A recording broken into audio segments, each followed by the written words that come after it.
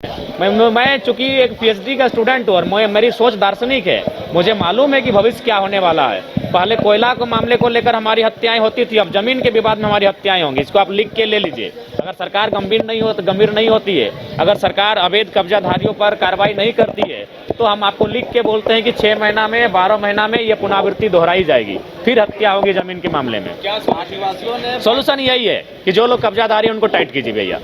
कब्जा करेंगे और यहाँ कब्जा भी करेंगे, यहाँ आदिवासी मूलवासी के छाती में चढ़ के इनका मर्डर भी करेंगे और ये कानून आपको खुली छूट देके रखेगा, तो टाइट करने की आवश्यकता है। 22 तारीख को आदिवासियों ने बंदी बुलाया है। 22 तारीख को बिल्कुल, अगर आदिवासी अस्मिता का हनन हो रहा है तो निसंदेह आदिवासी अपने बचाव के लिए, अपनी अस्मिता की बचाव के लिए निसंदेह उन्हें अपना कार्य करना चाहिए। गिरिडीह की घटना पर क्या कहेंगे? देखिए, बिल्कुल गिरिडीह की घटना की मैं भर्त्सना करता हूं और सरकार उसकी जांच करे और दोषियों पे कड़ी से कड़ी कार्रवाई करे। लेकिन सत्ता पक्ष के द्वारा कह रहा है कि बीजेपी के लोग ही वो साजिश कर रहे थे, बीजेपी के लोग। यार साजिश किसी का? अगर साजिश में बीजेपी के लोग आते तो उनको आप जेल के कटघरे में लीजिए। साजिश कोई कर रहा है, इसका मतलब क्या है कि आप उस पर कार्रवाई नहीं करेंगे क्या? कोई भी है, समय हो गया।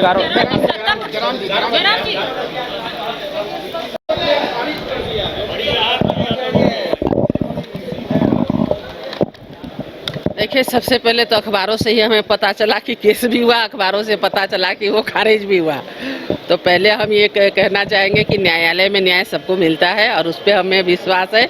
बहुत आभार व्यक्त करते हैं। और सबसे बड़ी बात है कि सत्य परेशान हो सकता है, पराजित नहीं होता है। बस वही आप लोग देखने को मिला है।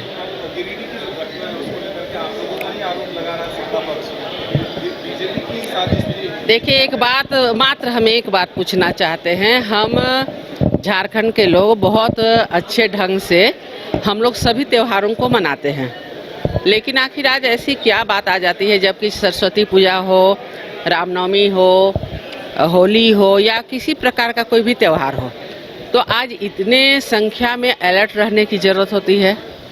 तो ऐसे जो मानसिक रूप से विकृति पैदा करने वाले लोग हैं, उन पे प्रशासन को हर हाल में निगाह रखना चाहिए और उन पर हर हाल में कठोर कार्रवाई करनी चाहिए।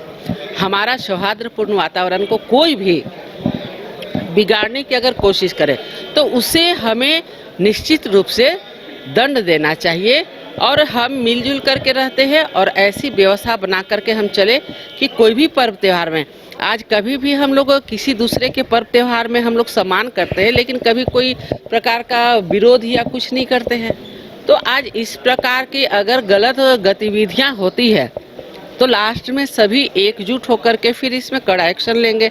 अगर सरकार एक्शन नहीं लेती है तो ये फिर मजबूरी हो जाएगी। सत्ता पक्ष का आरोप है कि देखिए, सत्ता पक्ष आज सही रहने से कुछ नहीं होता। सत्ता पक्ष को वहां जाना चाहिए था, पूछना चाहिए था। उन बेगुनाहों को जो आज परेशानी हो रही है उस पर देखना चाहिए था। अगर आप देश के किसी भी कोने में रहते हैं, अगर आप पटना आना चाहते हैं और घर जैसे रहने और खाने का आनंद लेना चाहते हैं, तो एक बार जरूर आए होटल डायमंड इन। संपर्क करें 9572759746, 9031859981, 0612400153।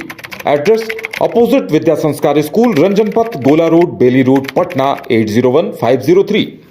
विश्व स्तरीय मेडिकल सुविधाओं से युक्त रांची का देवनिका हॉस्पिटल, जहां है neonatal ICU, burn intensive care unit, modular operation theatre, 24/7 emergency trauma service, multi disciplinary ICUs, emergency care, MRI, CT scan, advance cath lab, fully automated path lab, echo, ultrasound, ultra modular patient beds और pharmacy.